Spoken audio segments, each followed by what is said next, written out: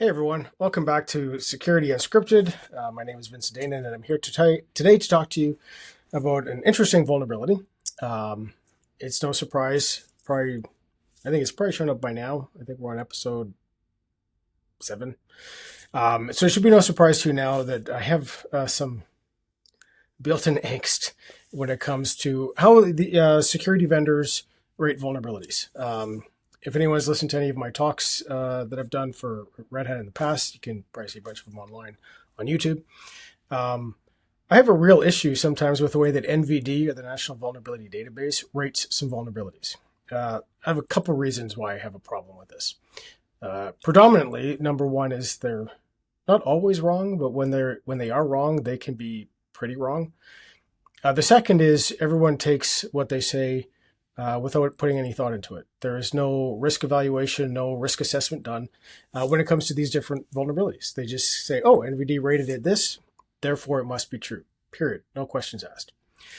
The one issue that I'm going to highlight today is one that we've had customers raise in the past. Last time was a few months ago. And I found it really astonishing, frankly, that we were even having the conversation about this particular vulnerability, and you'll see why when we get into it. But at issue is a 9.8 rated CVSS score for vulnerability. It is CVE-2018-12699. It is in the objdump binary that's part of the GNU binutils package. So what's objdump? For a 9.8 critical, it must be something really interesting and something really, really severe, right? Well, objdump is a debugging tool that's used on the Linux operating system. I guess you could, actually, I don't know, maybe you can use it on Mac, I'm not sure. But I think it's for ELF file types, which is the Linux binary file type. And what it basically does is it pulls objects out of a binary so that you can do some analysis on it. So again, debugging. The fact that it was rated 9.8. I mean, let's break this down a little bit. I'm going to look. Actually, we'll get to that in a second. First thing I want to note: there's 3 sources of information, right?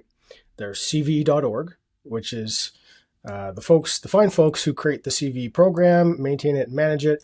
Their website actually doesn't have CVSS scores, at least not for this one. I think now they have their ADPs or their data providers that actually can provide their scores for vulnerabilities to show up on CVE.org, but this one being 7 years old, it doesn't show up. So their website actually shows nothing. It has no scores on it whatsoever. Just some references to different things like Ubuntu, Gentoo. Man, I actually don't even see Red Hat listed on here. That's interesting. So I mean, the CVE.org has no scores. If I go and look now at the NVD website, so NVD says, and this is a description, finish stab and stabs.c and GNU binutils 2.30 allows attackers to cause a denial of service, heap-based buffer overflow, or possibly have unspecified other impact, as demonstrated by an out-of-bounds write of 8 bytes. This can occur during execution of objdump. And they have it rated as a critical 9.8 base score, which absolutely doesn't make any sense. So let's break it down a little bit first. objdump, you're using it as a local command line tool to inspect local binary files. Nothing else. So when I see access vector network, I'm kind of wondering, well, that's interesting. Why is it access vector network?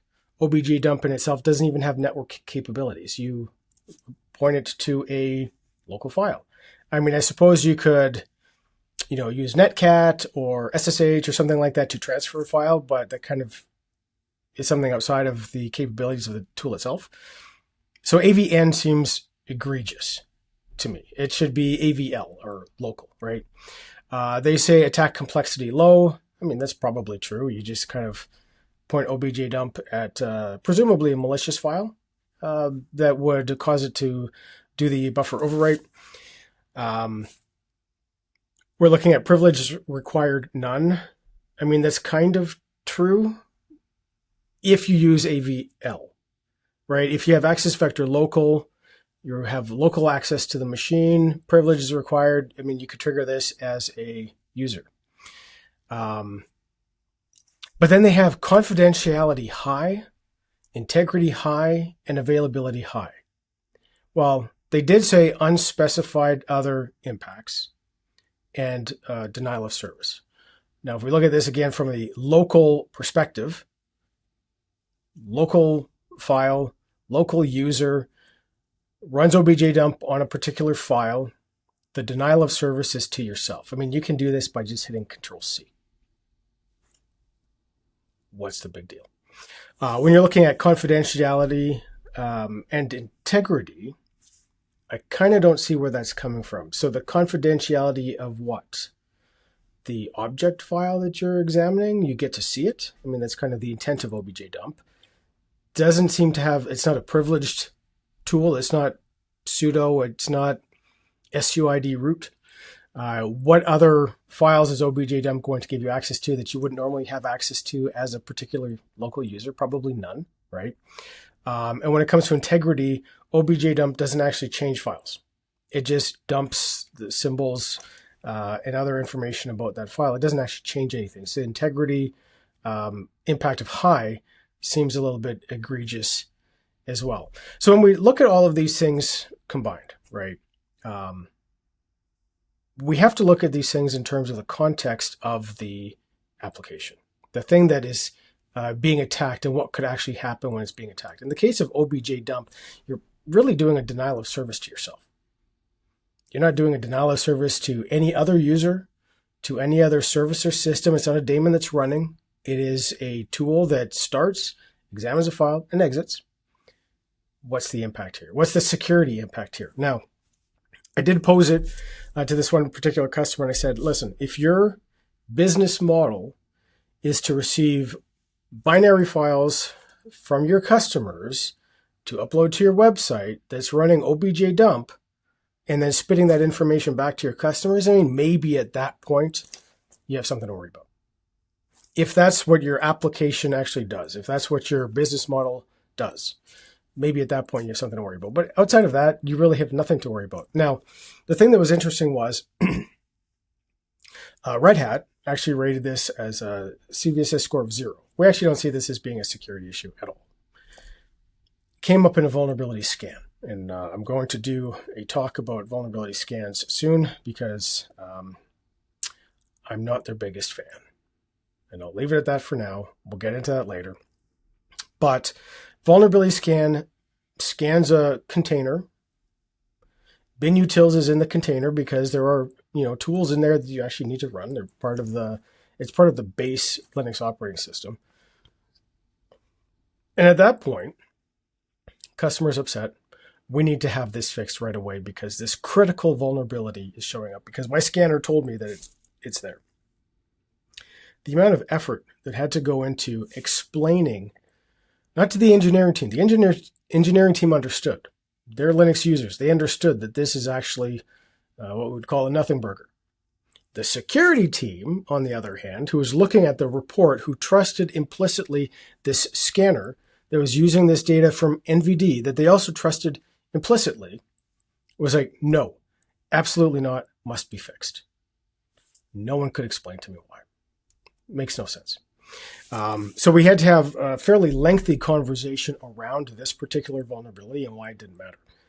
At that point, after that conversation with both the engineering team supporting, talking to the security team, it was like, okay, yeah, we can ignore this.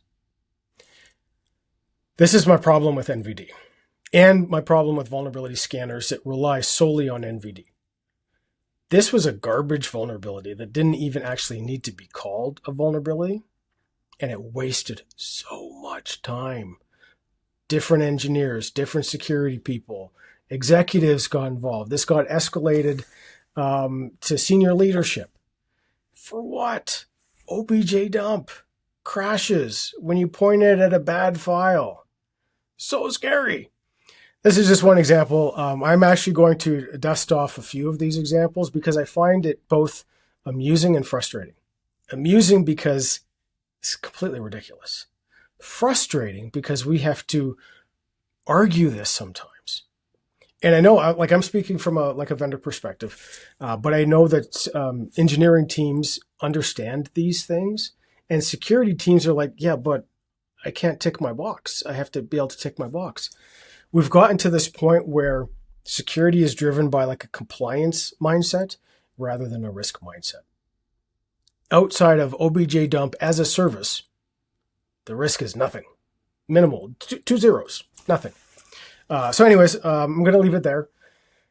Just one of those examples that really frustrates me. Hopefully you find it both amusing and you can probably relate. And if you are on the other side who's like, hey, my list shows a bunch of things and I need to knock those things off, we'll get into it in a future episode where we actually go through a scan results, because I just did one the other night and it was absolutely atrocious. We'll go through that list and we'll kind of see like how much of this is actually credible and how much of this is actually nonsense, because a lot of this is nonsense. And I'm hoping to find somebody who'd be willing to talk to me about their experience with some of these vulnerability scans and just how much more work these things are. The total cost of ownership with some of these tools is mind-boggling. Anyways, that's all we've got time for today. Take care, and we'll see you next time.